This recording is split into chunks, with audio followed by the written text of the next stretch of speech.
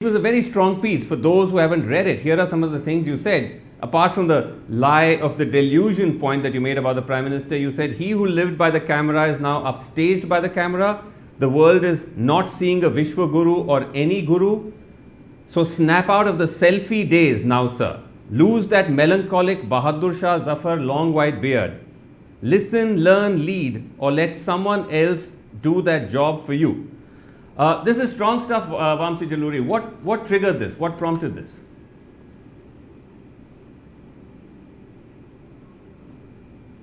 Apologies, yeah.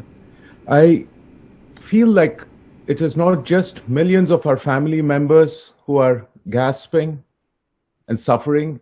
It is the truth itself that has been gasping. And this has been building up even before the coronavirus crisis hit and crippled the world.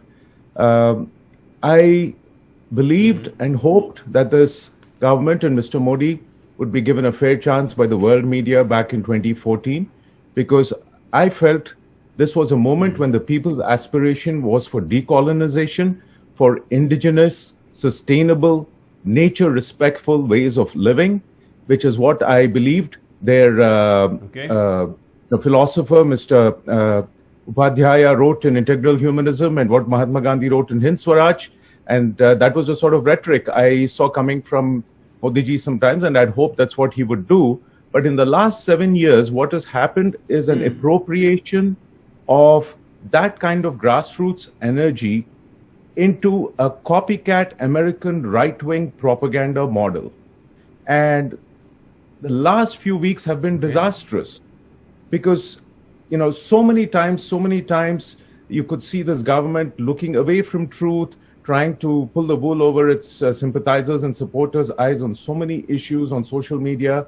And, you know, I did my best course correcting within, this side of the, the readership, as well as calling out the global media for where they could be more precise.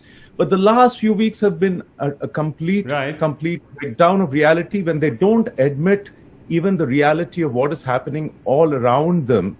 Then I have to say this delusion is gone pathological.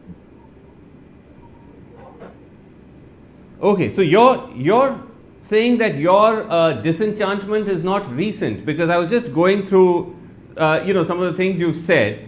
I could find interviews and pieces that you've written going back to 2015, where you said, I think this was in response to a New York Times piece, you said, relax, Modi is not a Nazi. Several experts simply don't have a clue what the Prime Minister is talking about that gets ordinary Indians so inspired. Indeed. I would say that, the reason he got elected and re-elected, and there's a possibility he may still get re-elected in spite of this current obvious, disaster and fiasco, is because he has harnessed that energy of disappointment, of this feeling of being completely neglected and unjustly treated for decades by deracinated urban elites. But so I was hoping that this would be a time of truth, especially when there's a pandemic like this, when Mother Nature shows us that left or right, ultimately truth is truth. Right.